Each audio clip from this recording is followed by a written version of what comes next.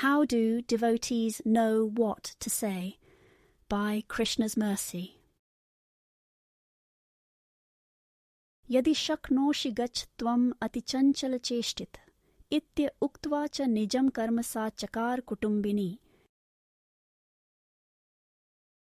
Quote, "O naughty child, now try going from here if you can." Having spoken thus, she returned to her household duties. Vishnu Purana 5.6:15. It is one of the memorable moments from the story that is Bhagavad-gita. There is a narrative to the interaction, though the focus tends to be on the content itself. Studying the principles, memorizing the Sanskrit shlokas, applying those principles to life through our experience, which is 5,000 years after the fact. The front cover to a sacred book like Bhagavad-gita, as it is, might depict a military conflict, but the words inside are more peaceful in nature. The details of the fight are in the much larger work-holding Bhagavad-gita that is Mahabharata. The moment I speak of is the vision of the Virat Rupa. This is a change in the dynamic, like when those reality competition shows suddenly shift to a different location to make the final rounds more difficult. We have the teacher himself giving an entirely different visual. The change is by request. The student knows about this other feature the entire time. He waits until a precise moment before asking to see this other side to the individual known as Krishna. That Krishna is a charioteer. He is a cousin. He is a friend. He also happens to be the source of the material and spiritual worlds. The highest concept the human mind can imagine, that is Krishna.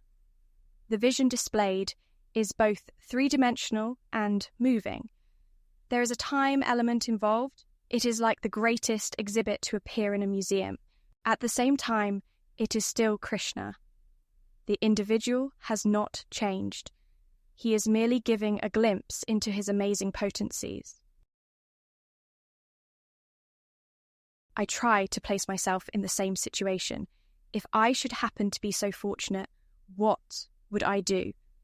For starters, I would be terrified. I cannot gaze into outer space for too long, as the seemingly infinite scope is too much for me to tolerate. I also would not know what to say. Think about it for a second. If you were to meet God in person, what would you say to him? Let's pretend that you are not inimical. You like God. You are grateful for everything you have in life. You want to say nice things, with praise resembling an induction into one of those prestigious halls. I would be tongue-tied. I would not clue how to respond. But Arjuna knew. He offered amazing praise. How did he do it? How did he know what to say? What were his qualifications? How do we prepare for the same in case we ever get the opportunity? Arjuna could offer kind prayers because he knew. The same was seen with the celestials in anticipation of the arrival of Krishna. They had petitioned Vishnu directly to deal with trouble in the material world. They knew that Vishnu has their back. They knew that Vishnu is always favourable to the Brahmana community and to the cows. The Sanskrit words are Brahmanya Devaya. The residents of the heavenly regions saw that Vishnu was descending to earth, preparing for birth through the womb of Devaki. They offered prayers to that very womb. Quote, "Our dear Lord, you are appearing as the best of the Yadu dynasty, and we are offering our respectful, humble obeisances unto your lotus feet.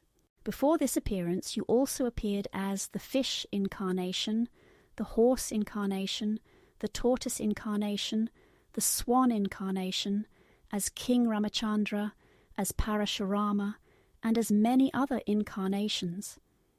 Demigods praying to Krishna in the womb of Devaki, Krishna, the Supreme Personality of Godhead, Volume 1, Chapter 2. They knew what to say because they knew Vishnu. They knew God. They are always aligned with goodness. That is the meaning to the term Sura. The demigods, the devas, the celestials, whatever the preferred term, they try their best to stay with the Supreme Lord. The Asuras are the opposite. They always go against. They would have a difficult time offering prayers since they are so inimical. They are miserly and miserable. They never appreciate what they have.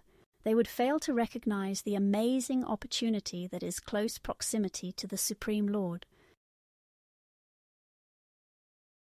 Pitasi lokasya characharasya tvamasya pujyascha gururgariyan na tvatsamostyabhyadhik kutonyo loktrayapya pratim prabhav.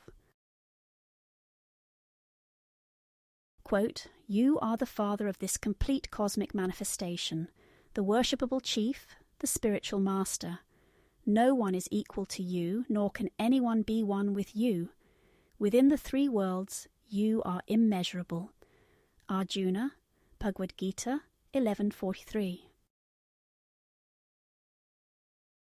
The battlefield of Kurukshetra embodied this very division in choice. Why was Krishna seated on Arjuna's chariot? Why were others not approaching Krishna for guidance? Why was there an entire military gathered to go against the chariot that Krishna was steering? Why was that mass of people not eager to appear in front of the son of Devki and say kind words? Swayamevatmanatmanam vedha tvam purushottam bhut bhavan bhutesh dev dev jagatpate. Quote, "Indeed, you alone know yourself by your own potencies, O origin of all, Lord of all beings, God of gods, O Supreme Person, Lord of the universe." Arjuna, Bhagavad-gita 10:15. Arjuna could offer kind words because he knew. He was familiar with Krishna. He also had the support of authority. Respected personalities like Vyasa and Nard felt the same way about Krishna.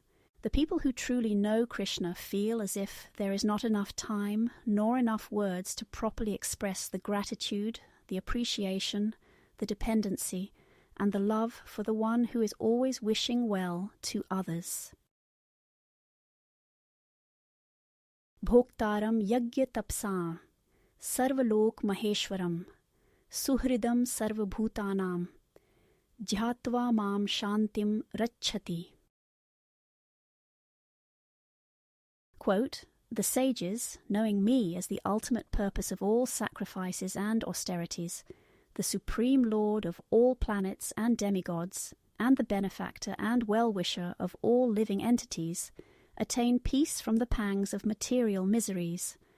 Lord Krishna, Bhagavad-gita 5:29.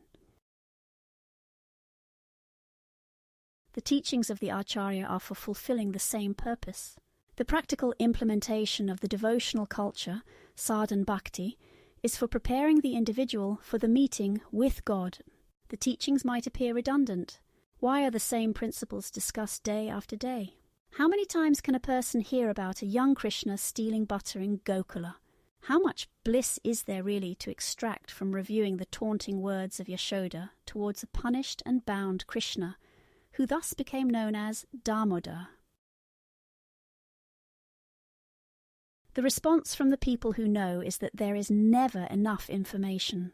There is never too much interaction. The more time spent together, in connection, in yoga, the more a person will know about the Supreme Lord, the more they will be prepared to offer kind words. At the very least, they can repeat a mantra that carries the same potency as the Virat Rupa itself. Hare Krishna, Krishna Krishna, Hare Hare, Hare Ram, Ram Ram, Hare Hare. In closing, thinking about words to say, in fortunate meeting to pray, but consider Yashoda, the mother, whose son the Supreme none other, rather taunting words to give, as constant protector to live. Never enough of story to hear, vision forever of Damodar dear.